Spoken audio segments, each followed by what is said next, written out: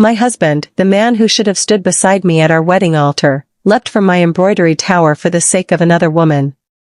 His blood stained my wedding dress crimson. That day, which should have been my happiest, became the day the entire capital laughed at me for bringing misfortune to my husband.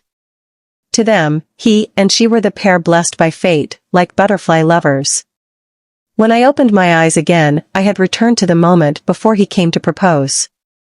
I quietly tore up the marriage contract, shattered the token binding our families, and from that moment, we were strangers.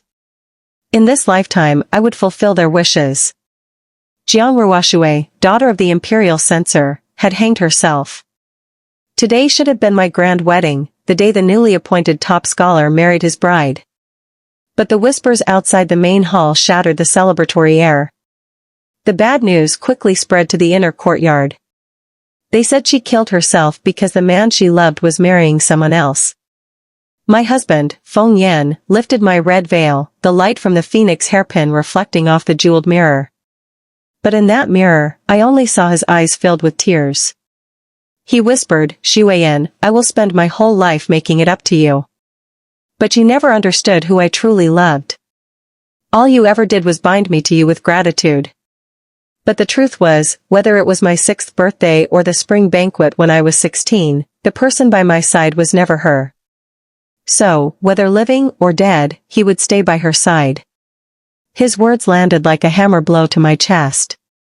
He overturned the nuptial wine, tore off the crimson wedding robe, and in the very moment when everyone was still toasting the new couple, the top scholar in plain robes left my bridal chamber. All the guests were stunned, their smiles frozen as they watched Feng Yan resolutely ascend the embroidery tower. For the first time, I saw such a gentle smile on his face. She refused to let go, but I never bowed my head either. In the end, no matter how sharp a sword may be, it could never compare to an old blade tempered by time. And then he jumped. His blood soaked my wedding dress. Feng Yan closed his eyes, his face at peace, a rare serenity. He finally did what he always wanted. My husband, Feng Yan, at last escaped me, the person he resented most, and went to the one he loved. The dream ended. I opened my eyes and saw the familiar room. The cruel laughter from my dream still echoed in my ears, the world cursing me for dooming my family. I shrank into the corner, accidentally knocking over the book chest Feng Yan always treasured. The hidden portraits of beauties tumbled out before me. Jiang Ruoxue sitting, Jiang Ruoxue standing, Jiang Ruoxue reading poetry, Jiang Ruoxue leaning close to Feng Yan and Appo's ear. Every painting in that chest was a memory he had carefully preserved. I recognized Feng Yan and Appo's handwriting, the detailed notes he wrote about each meeting with Jiang Ruoxue. A love story as beautiful as legend, from first encounter, to oaths beneath the mountains, to the final parting by death, everything flashed before my eyes. My fingers traced his familiar brushstrokes, and suddenly I remembered that I had witnessed this tragedy myself. It was on a lantern festival night long ago, when I saw Feng Yan open his chest of books and gently lay out each portrait to admire them. His eyes were beautiful under the moonlight, soft and luminous, making my heart tremble. I had never seen Feng Yan like that. But in a blink, that gentleness vanished when he caught me watching. He angrily accused me of having no shame, of spying on his secrets, unworthy of being a proper lady. He punished me with confinement in the embroidery tower, causing me to miss the spring banquet hosted by the Empress. But I knew that was only an excuse, to prevent me from interrupting his secret meeting with Jiang Ruoxue at the banquet. In the painting of the spring banquet, Feng Yan and Jiang Ruoxue exchanged glances full of longing, pledging to spend their lives together. Feng Yan had every virtue of a legendary young lord, passionate, resolute, willing to defy the world for the one he loved. The only thing he lacked was birth. Born into poverty, living with his mother and Appo's family, he was forced to marry me, a merchant's daughter. So he devoted himself to the classics. I naively thought his silence came from low self-esteem. So I stayed by his side, helping him with his studies, inviting tutors to teach him. Other young ladies cherished cosmetics and silks. I spent all my days by his side, tending the fire and grinding ink. Then one day, my parents died in a distant business accident, falling off a cliff.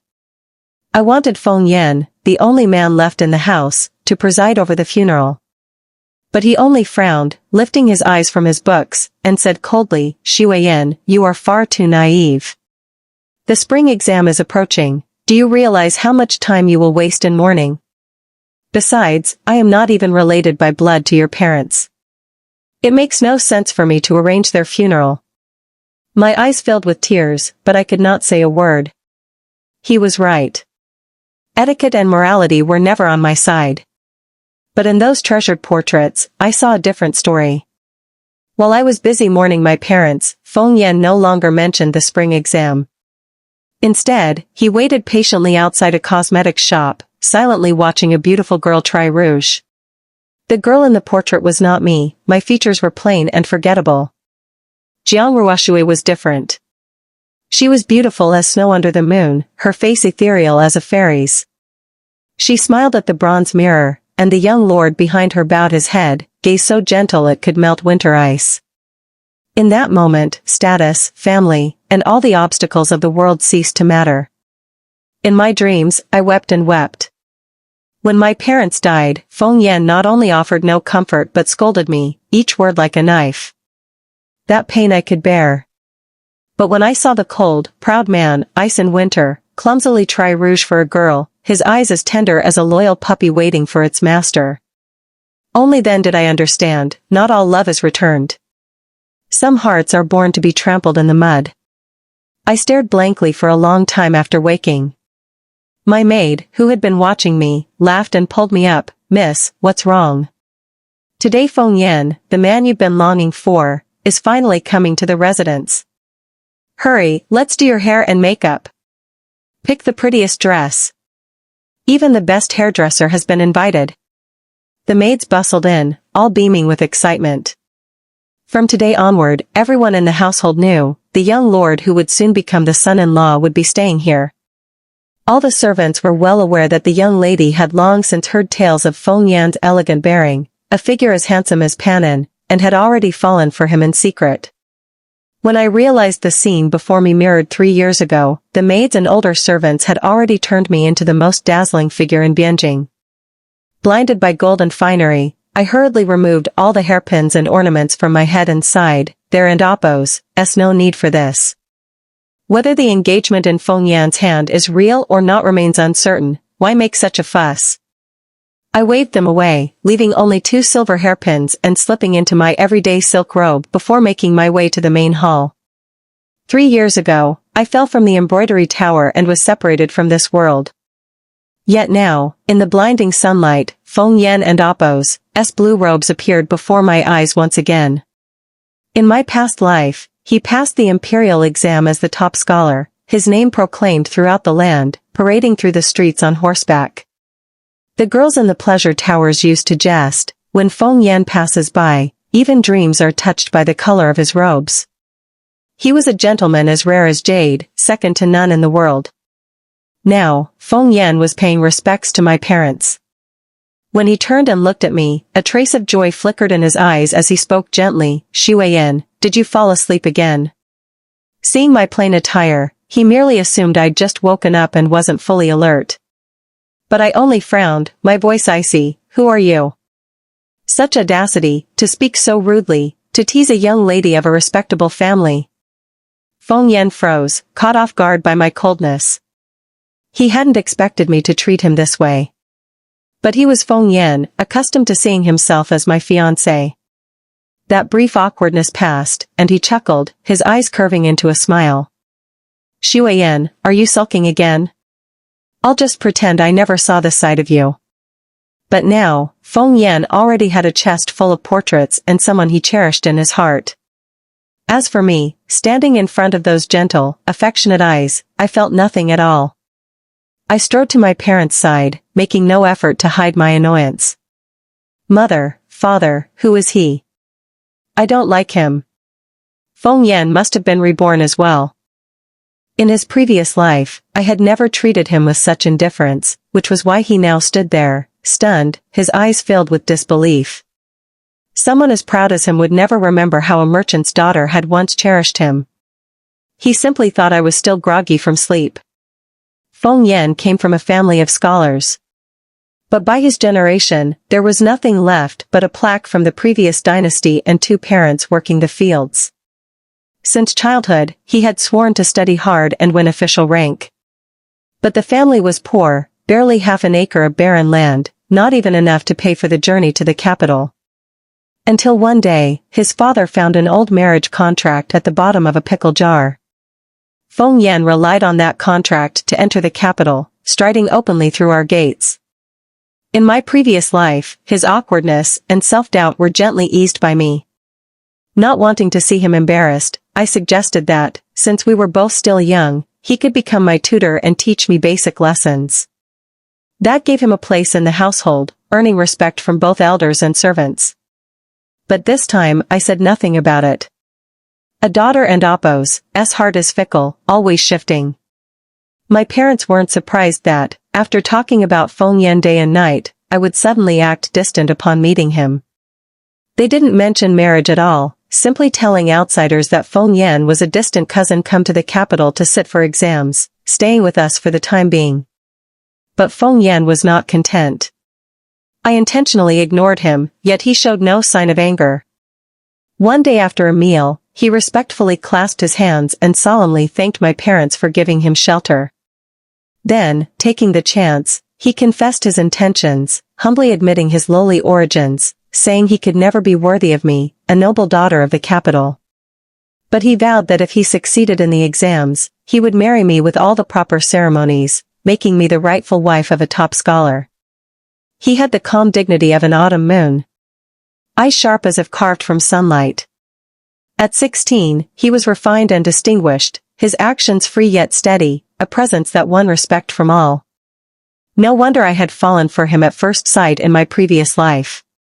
Feng Yan was gifted in both literature and martial arts, handsome and exceptional, always polite and proper.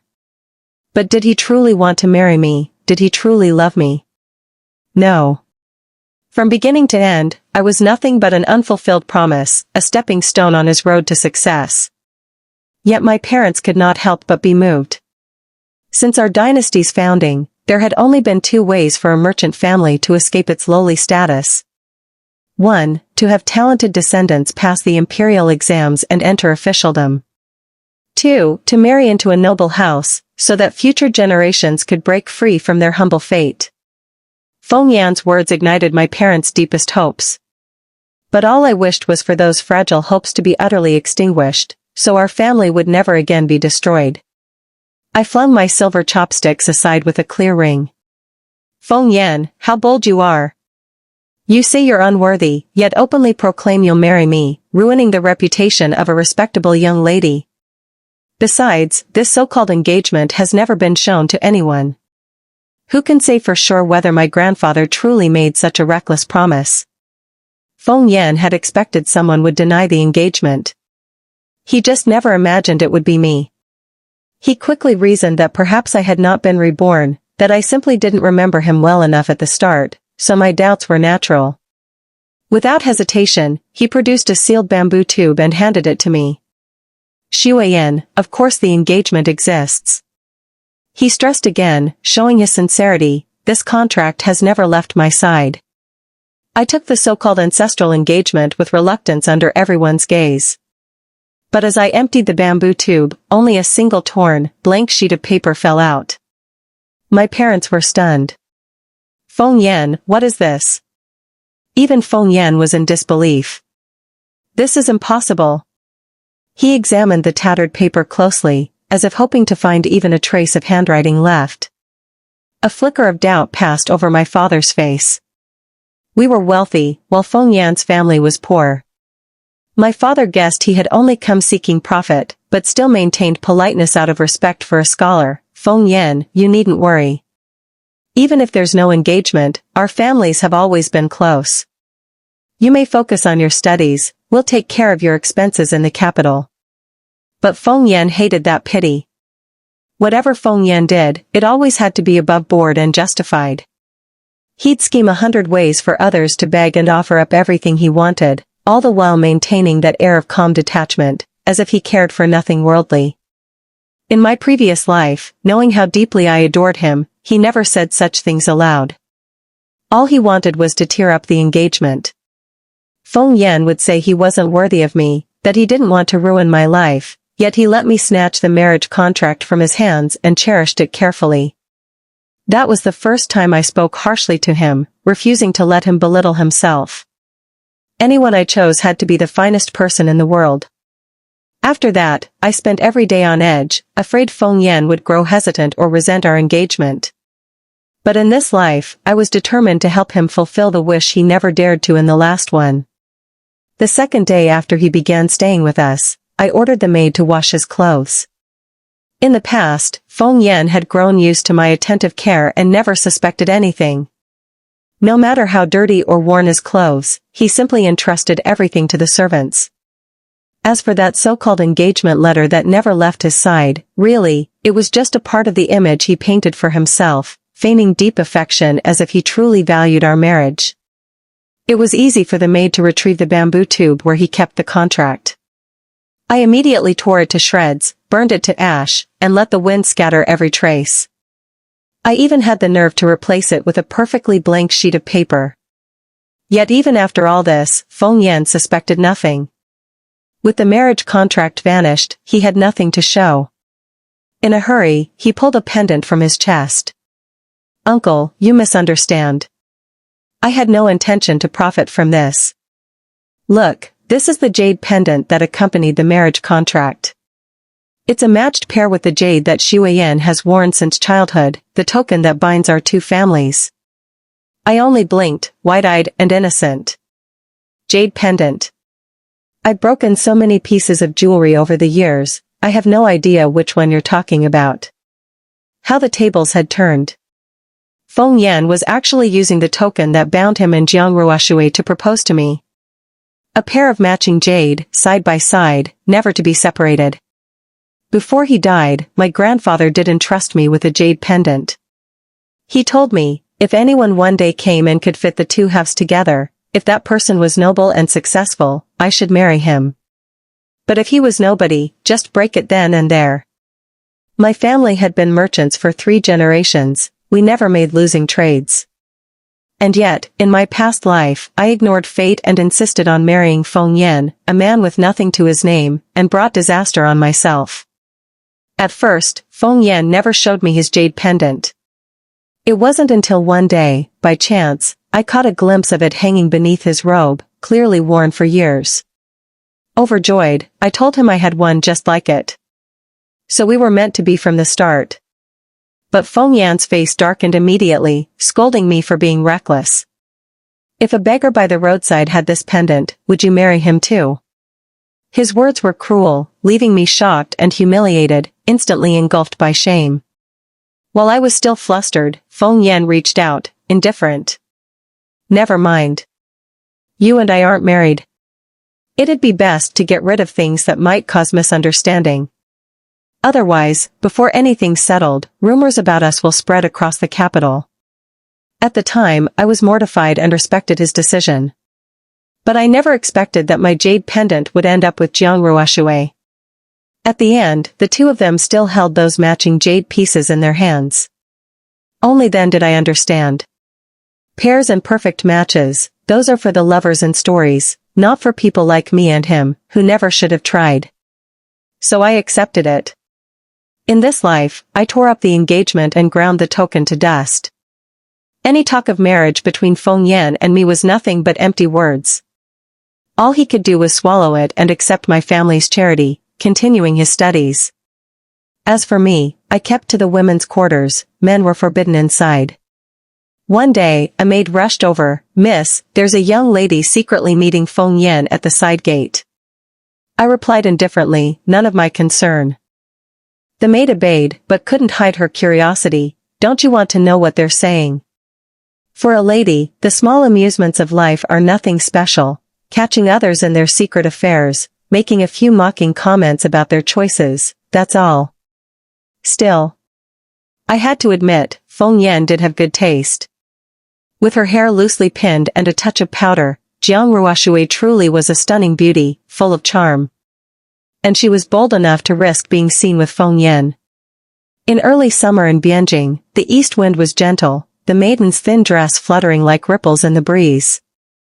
Jiang Ruoshui brushed a loose strand behind her ear, her voice soft and clear as silk. Feng Yan, I've followed you for so long with no name and no status, why won't you even give me a token? She pouted, half pretending to be upset. Others have their secret vows, I have mine. Why did I fall for a blockhead like you?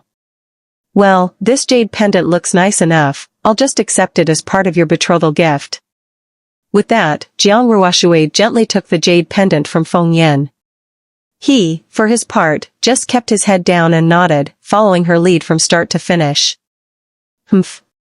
Love or not, the line couldn't be clearer.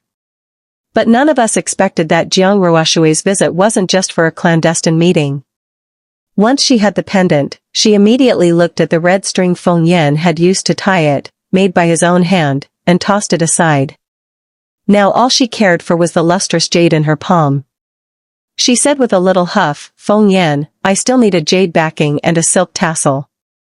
Go to Yuxian Pavilion and have a jade setting made, then visit 2Xian Workshop and ask that seamstress from Jiangnan to make a beautiful tassel for me. Before the end of the month, you have to bring them to me, prove your sincerity. Truthfully, Jiang Ruoshui's demands weren't unreasonable, she simply cared about matching social status. If Feng Yan had been born into nobility, or had a fiancé willing to give everything for him, this would have been a trivial favor. But a jade setting from Yuxian Pavilion started at 100 taels, there was no upper limit. 2Xian Workshop was a haunt for all the famous young ladies of Bianjing. If a seamstress from Jiangnan crafted a tassel by hand, every inch of silk would cost as much as an inch of silver. In this life, Feng Yan was hardly inexperienced, how could he not realize he'd never meet Jiang Ruoshui's demands? And yet, he still agreed. A maid tucked against the wall, watching the commotion, giggled and called him a fool. I almost wanted to laugh too. But why was there only the bitter taste of tears on my lips? In my past life, after my engagement with Feng Yan was decided, my parents often used business lessons as a pretext to quietly help their future son-in-law with household affairs.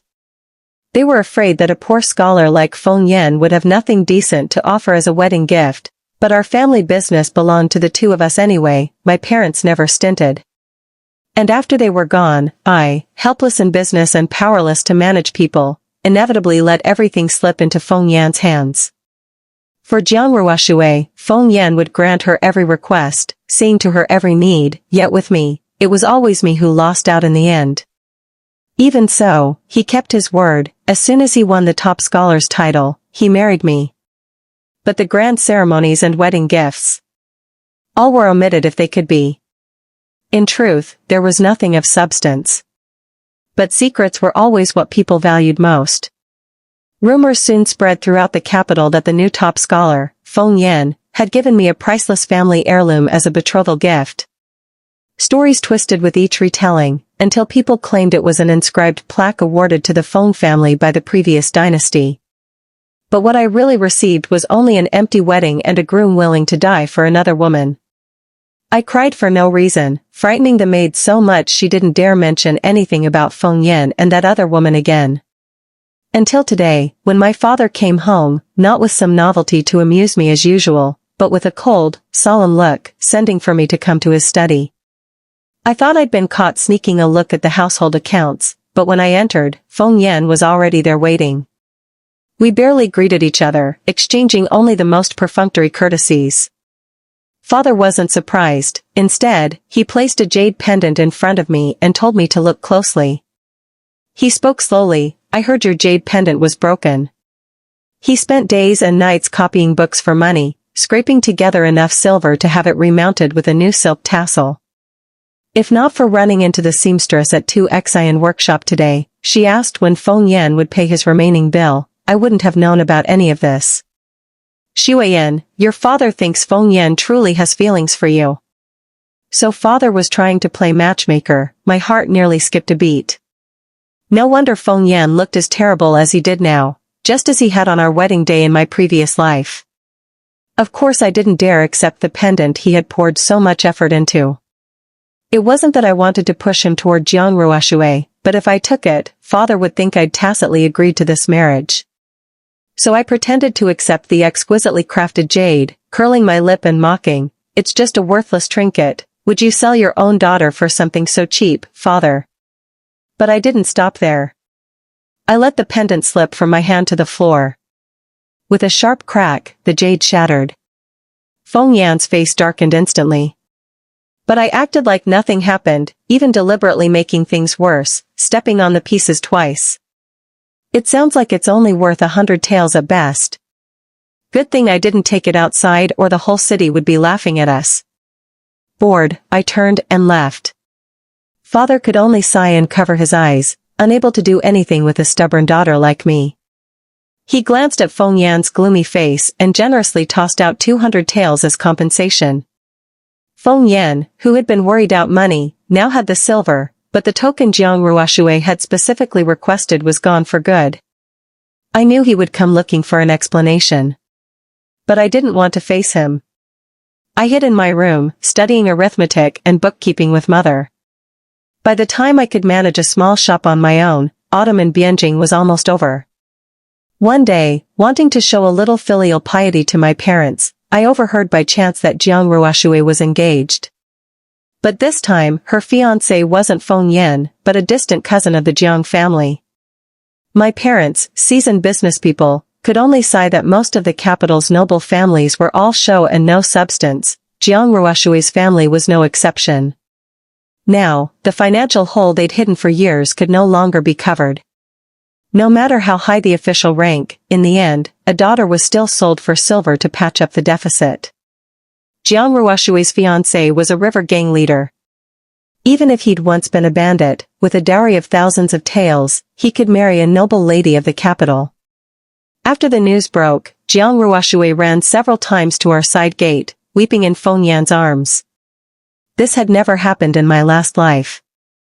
Because back then, the Jiang family's debt had already been quietly settled by Feng Yan using our money. Now, Jiang Ruoshui stood by our side gate, full of sorrow and regret, unable to let go of her parents, her lover, or the capital. But there was one thing she had no trouble letting go of, her marriage.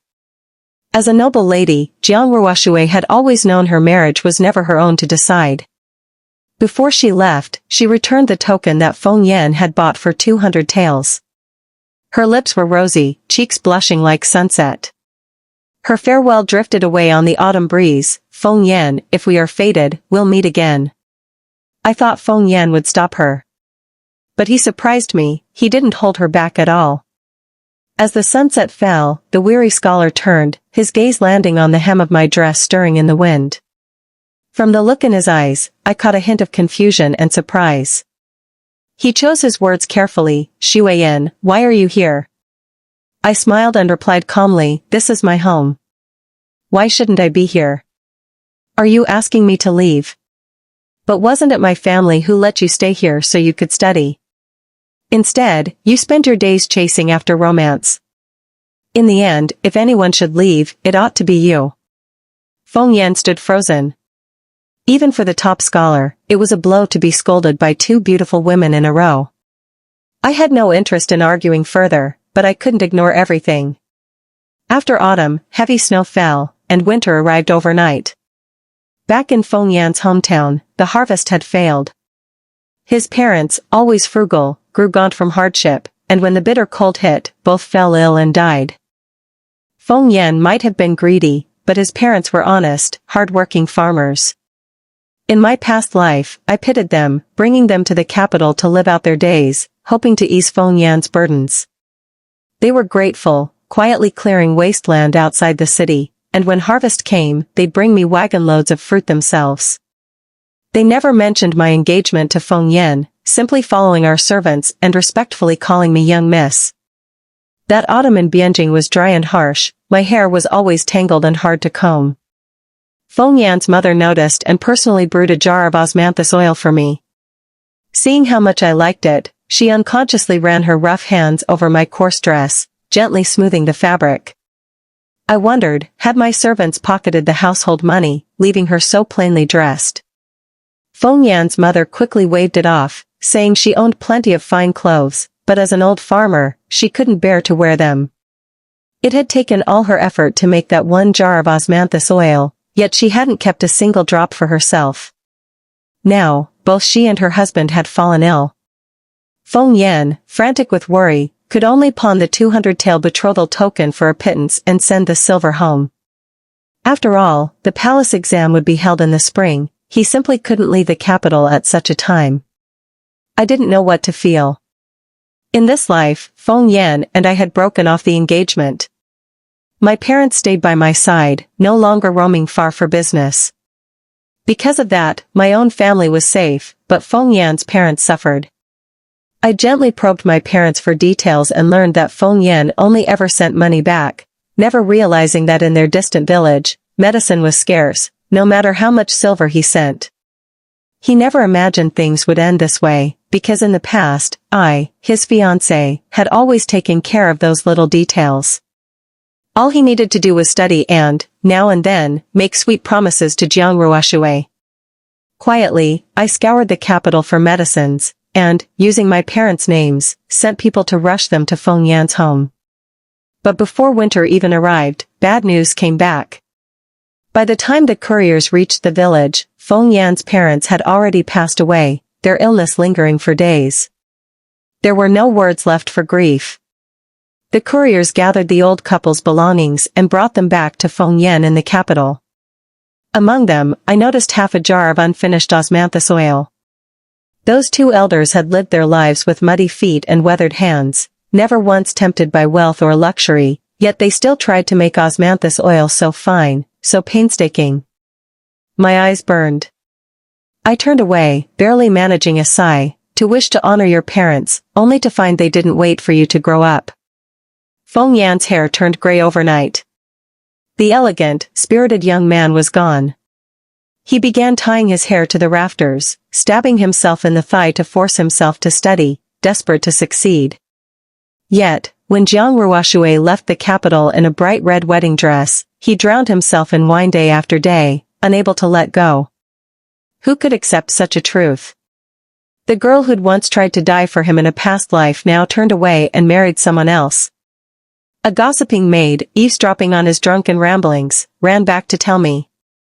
Long ago, Jiang Ruoshui's father had been reassigned to a post outside the capital, the very same region where Feng Yan grew up. So Jiang Ruoshui and Feng Yan were childhood sweethearts. Later, when Jiang Ruoshui returned to the capital with her father, Feng Yan made it his life's goal to come to the capital and become an official. So that was it. He'd been willing to give up everything for success, all for Jiang Ruoshui from the very beginning. But the truth was, the moon he longed for had never truly belonged to him. The maid was a bit touched and said Feng Yan was at least somewhat devoted. I smiled, tapping her hand lightly with a paper fan. Devoted. I'm afraid his heart is colder than anyone's. The maid looked confused, so I explained, when his parents died, did he ever grieve like this? This winter passed quickly. Maybe because Feng Yan no longer came to me with his misfortunes, my parents cherished me all the more. Spring arrived, and I was old enough for marriage. My remaining days with my parents were numbered, and my mother picked out a match for me. The second son of the Misian confectionery in a nearby alley, still a merchant's son, a good match for our family. My father had once pinned his hopes on my engagement with Feng Yan. But some careless maid let slip the truth about Feng Yan and the Jiang family's daughter, that they'd once been involved, and that she was now married to someone else. From then on, my father dared not dream any further. As for my new fiancé, he came to visit all through the winter, bringing every treat the confectionery sold, meat pies, golden pastries, honey cakes, shrimp dumplings, crab wontons, honey-sculpted sweets. It was as if he meant to move the whole shop into our house. He was thoughtful and thorough, never giving anyone reason to complain. Even Feng Yan, who sometimes visited as a guest, got to try them. But Feng Yan tossed everything aside without a second thought. I felt a pang watching that, so I told the servants not to bring any more to him, and just to leave them all in my room. For some reason, that seemed to wound Feng Yan's fragile pride. The next day, he stopped me on my way to buy rouge and powder. It had been a long time since we'd spoken. Those eyes I'd once longed for were now bloodshot, weary, utterly spent, as if all the hardships of the world had ground away every last bit of light. Feng Yan looked so haggard he hadn't even bothered to shave. He was gray and shabby, like some beggar on the street. My surprise must have shown, because he froze for a moment. In 2 lifetimes, this might have been the first time he'd seen me so splendidly dressed. Or perhaps, I had dressed up for him once, but back then, he'd never looked my way. Now, I stood there, as dazzling and lively as any girl in Bianjing, hairpins and bracelets sparkling. He looked at me like a poor man glimpsing a goddess come down to earth, with a look of longing and tenderness I once knew so well. "Xueyan, are you angry at me? Did you choose this match just to spite me?"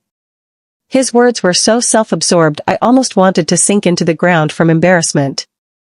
"Feng Yan, show some self-respect. We've never had anything between us, what would I be angry about?" I feigned ignorance, making it plain yet acting as if I knew nothing. Feng Yan gave a bitter laugh. "Xueyan, stop pretending. I've known for a long time you were reborn too." Because I never mentioned the past, Feng Yan assumed I'd softened. He began to list all the things I'd done since my rebirth. "You changed the engagement, destroyed the token, wasn't it because you were angry I didn't marry you last time?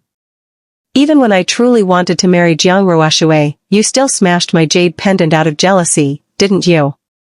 You don't openly honor my parents anymore, but you secretly gathered medicines for them. Xueyan, don't cause trouble anymore. From now on, I, Feng Yan, truly want to marry you, let's tie the knot, heart and soul." He spoke as if he was finally giving in, marrying me only because I was so persistent, so lovesick. But all he got in response was a resounding slap, right there in the street. I was shaking with anger and humiliation. "Well done, you shameless thing. My family took you in out of kindness, and you dare act up, calling yourself my husband." In front of the crowd that quickly gathered, my voice rang out loud and clear. I wept bitterly, calling out every one of his transgressions. Fake engagement, tricking me into marriage, those were nothing. What mattered was that I said it outright. He'd been involved with another woman and still refused to let go of me, a young lady who had never even married. People always love a tangled romance, but they despise those who are faithless and shameless. As the crowd began to side with me, the jeers and insults rained down on Feng Yan, leaving him cornered and helpless to defend himself.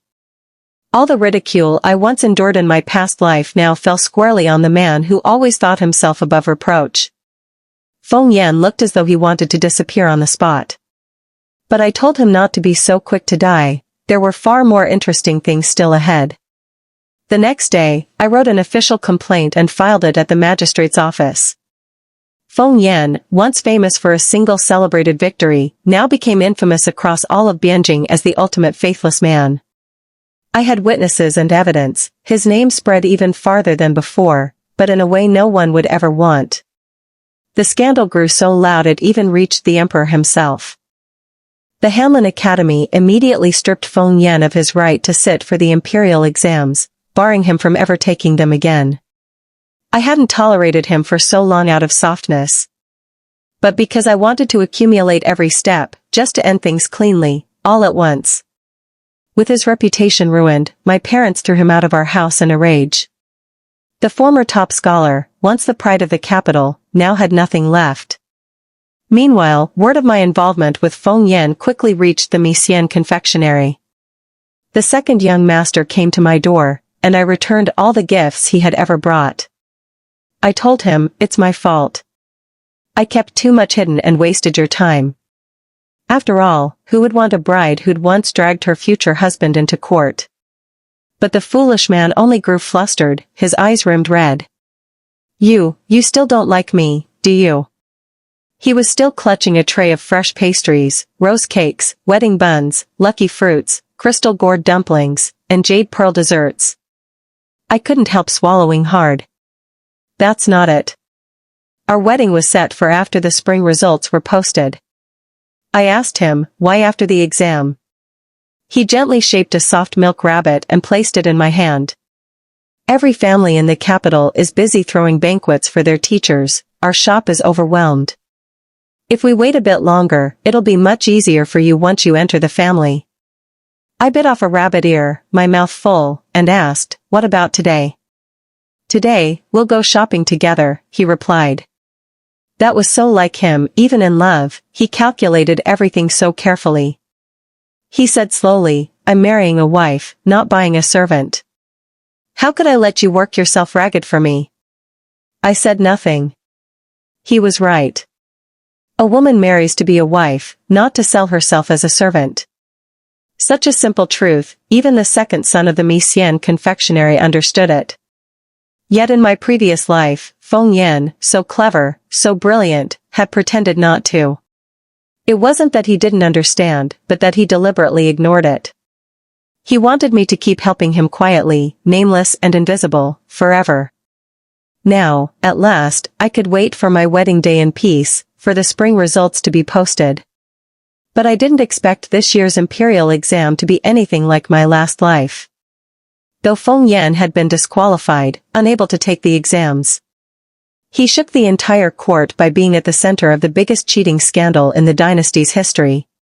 Whenever something important happened, I always went to discuss it with my parents. They weren't surprised to see me, they dismissed the servants and drew me close, sharing the news about the scandal stirring the capital. It all began when dozens of candidates had submitted identical essays in the spring exam. If it had been an ordinary essay, it might not have mattered. But this one was extraordinary, passionate, elegant, incisive, a rare masterpiece. The emperor, after reading it, was so impressed that he ordered a full investigation, nearly neglecting the matter of cheating itself. After the Dali Temple's investigation, the person who appeared before the emperor was none other than the now infamous Feng Yan. Feng Yan, once the top scholar, was still as talented and eloquent as ever. Even stripped of his exam rights, he couldn't hide his brilliance. What's more, he'd lived 2 lifetimes, with experience and confidence that made him even more persuasive. In the emperor's eyes, Feng Yan was a talent worth using. Petty romance was beneath notice. So, breaking precedent, His Majesty appointed him as a Hanlin Academy editor, 9th rank. But Feng Yan had no interest in rank or title. He knelt and begged for an imperial decree. He wanted to marry someone. Of course, I jumped to conclusions, he wanted to marry Jiang Ruoxue. After all, stories of 2 men fighting over 1 woman are always popular. But my parents exchanged strange glances, each pushing the other to speak. A sudden unease rose in me. Finally, my father lost to my mother and spoke up. He avoided my gaze, stammering, Xueyan, listen to your father, don't get upset. I wasn't upset, but that didn't mean I wanted to hear it. Before I could cover my ears, my father blurted out, Feng Yan refused rank and power. All he wants is an imperial marriage edict, to marry you. What bad luck. 2 lifetimes, and he's still come to seek revenge on me. Since ancient times, no one could secure an imperial wedding edict just by submitting a request.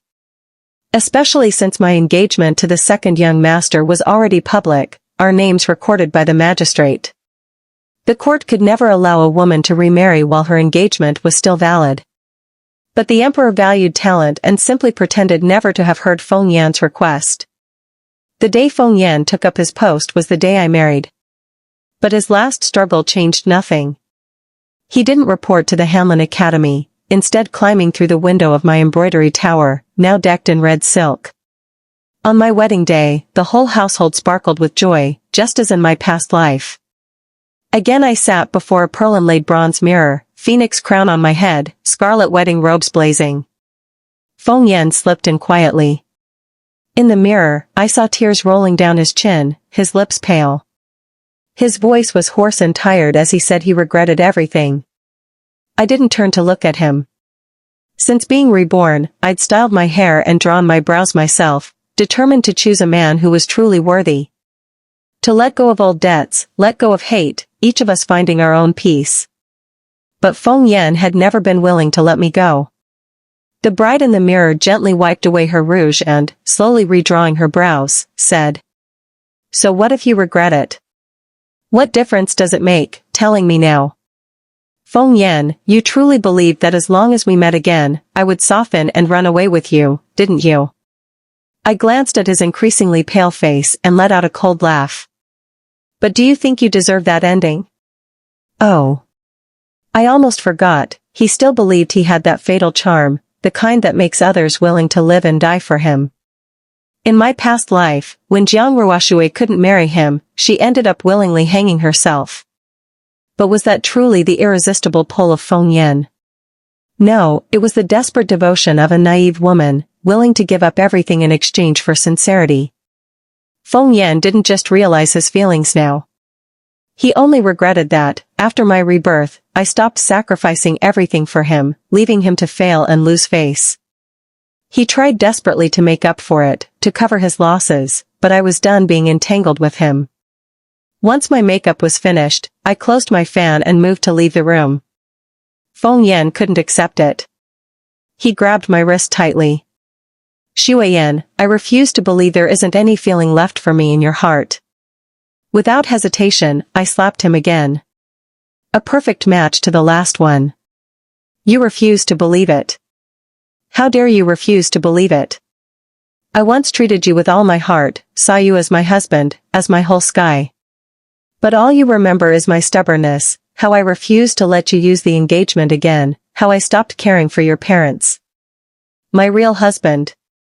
He married me with all the proper rights and honors. He knows what I dislike, what I love. Feng Yan, it wasn't you who rejected cheap love first, it was me." Feng Yan seemed utterly drained. He lowered his gaze, lashes trembling, blocking the light from the bronze mirror, tears threatening, but never falling. I watched him warily. On a wedding day, what matters most is perfect harmony. I didn't want him to do as he did in my past life, let emotions break him, then leap from my embroidery tower. In the end, Feng Yan just left quietly. Watching his dazed figure disappear, I couldn't help but mock myself for being sentimental. I was never the great beauty he loved most, how could he really risk his life for me? There's more to life than love and hate. With my parents still here, it was the peace of ordinary days that I'd always longed for but never had before. I bowed to my parents, became a wife. My wedding was no longer a sacrifice for doomed lovers, no longer a display for others to trample over my joy and sorrow. After marriage, I rarely thought of Feng Yan again, even memories from my previous life faded, growing faint and unreal. I began merging the Xian confectionery with my family business. Soon, half the most prosperous street in Bianjing bore my mark. It was only then that my husband finally realized, I'd never been the kind of woman who needed to cling to a man to survive. Another year passed, another spring exam. By now, my husband left all the business to me. Rumor had it that, thanks to my vision and decisiveness, even the empresses in the palace favored me Xian confectionery. Its fame grew, as did my family's fortune. My parents enjoyed their twilight years, content with birds and flowers. As for Jiang Ruoxue, she left the capital, married far away, but her husband treated her well. Shops under my management, cosmetics, fabrics, jewelry, frequently received orders shipped in by waterway, always for styles and things Jiang Ruoxue had once loved. Until one day, a young clerk from the pawnshop brought in a box full of portraits of beautiful women, and I saw Feng Yan once again. He was still not yet old, but his hair was entirely white, his back hunched. That day, he was supposed to be on duty at the Hanlin Academy, but he wore only plain homespun, just like the poor scholar who had once come to the capital. Feng Yan had come to pawn the portraits he'd cherished for half his life, just for enough money to return home. The young clerk, expert in judging character, at first looked down on him, but when he opened the box and saw those faces, he was so startled that he rushed to call me to the shop. The paintings Feng Yan wanted to pawn were countless portraits of me, sitting, standing, happy, sad, every expression imaginable. His brushwork was exquisite, his talent for portraiture remarkable. His paintings of beautiful women had always been lifelike. But I didn't bother to look closely. I felt no attachment to the past captured in those images. I simply asked, as if chatting with a stranger, Feng Yan, where is the other half of your portraits, the ones of beautiful women? Feng Yan clearly hadn't expected me to be so calm, even friendly, treating him like an old acquaintance. His brows relaxed a little, and his gaze softened. He overstepped his bounds, calling me by my childhood name. Xueyan, so you did see my box of paintings after all. In our last life, the things he'd cherished most were the paintings of his romance with Jiang Ruoxue, all those lush, extravagant memories. Now he didn't bother to hide anything, saying plainly that after Jiang Ruoxue married, he'd burned every last one in a drunken haze. He looked at me expectantly, as if sure I would treasure these portraits and bargain for them at a high price. But what he truly wanted wasn't money, he wanted me to see, with my own eyes, that he still loved me as deeply as before, etched into his very bones. Too bad for him, I wasn't what he hoped for. The famously stingy old shopkeeper didn't even blink. I said calmly. 1 coin. What? Your portraits are worth 1 coin. The box, 15. Feng Yan never expected this ending. My words shattered his mask of calm, of passion. The once lovesick, self-possessed man fell apart instantly. With white hair, aged and furious, he slammed the counter, baring yellowed teeth as he shouted. Xueyan, do you really have no heart? Where did I go wrong, that you've never been willing to forgive me? He lost control so badly he was nearly thrown out by the clerk. I waved a hand to stop them and asked, almost bored. If today, those were portraits of Jiang Ruoxue, would you have brought them here to pawn? Feng Yan froze. I already had my answer.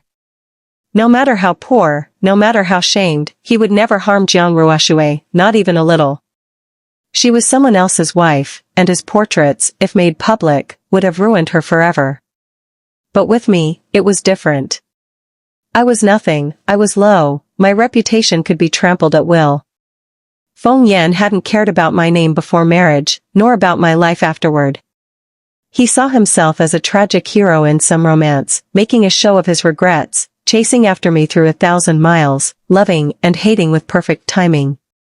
How laughable. In both lifetimes, he never changed. I bought his portraits for a single coin. After that, Feng Yan vanished from my life. As the new year approached, news came from the Jiang family.